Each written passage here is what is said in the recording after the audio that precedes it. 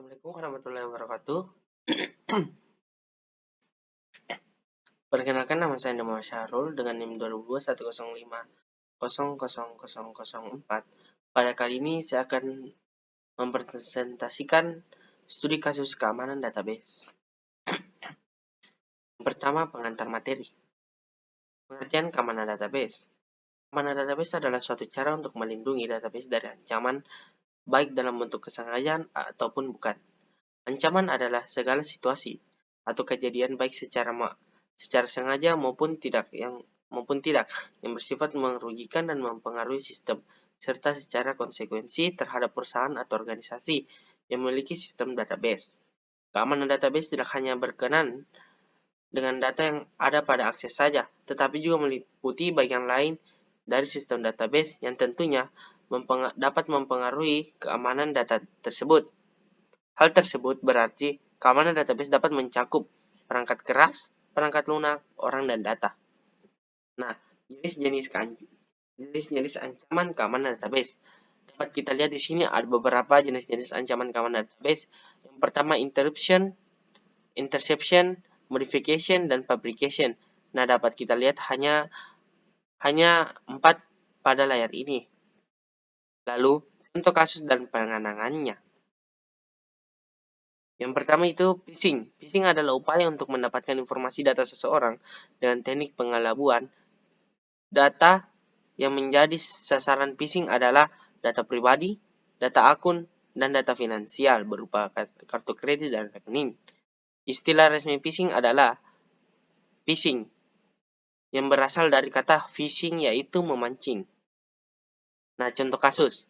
Dunia perbankan dalam negeri juga digegerkan dengan ulah Stephen Haryanto yang membuat situs asli tetapi palsu layanan perbankan lewat internet BCA lewat situs-situs aspal.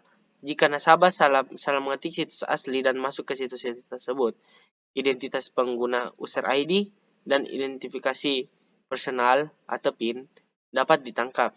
Tercatat 130 nasabah tercuri data-datanya.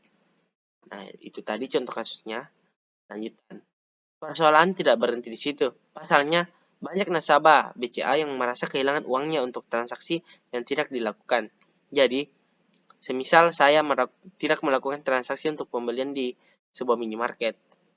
Namun, dalam saldo tersebut, dalam rekening saya tersebut, saya melakukan sebuah transaksi. Nah, di sini data-data saya dicuri oleh para pelaku tersebut untuk menggunakan saldo saya atau rekening saya.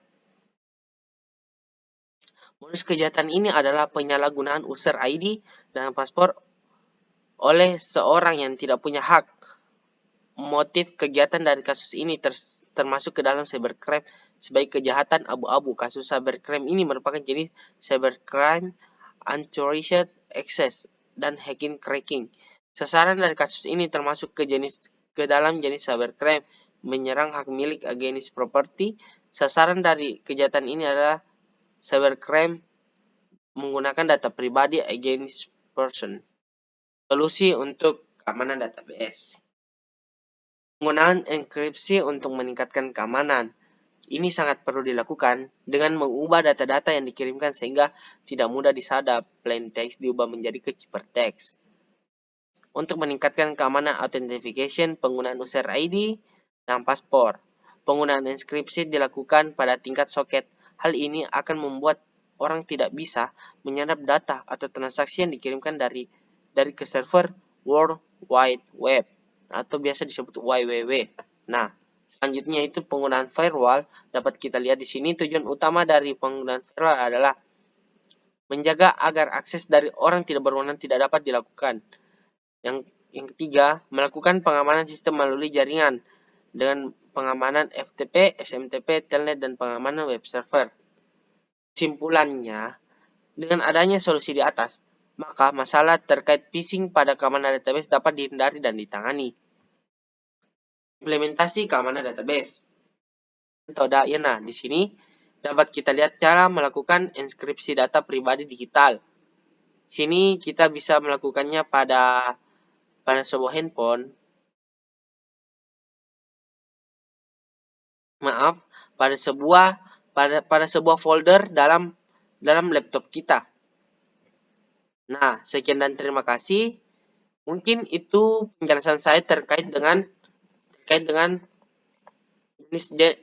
dengan studi kasus keamanan database.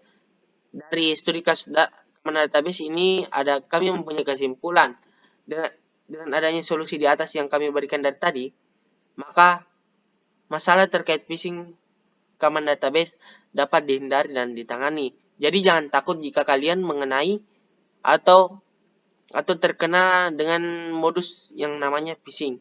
Masalah tersebut pada database dapat dihindari dan ditangani. Sekian dan terima kasih. Dan Imam Syahrul. Wassalamualaikum warahmatullahi wabarakatuh.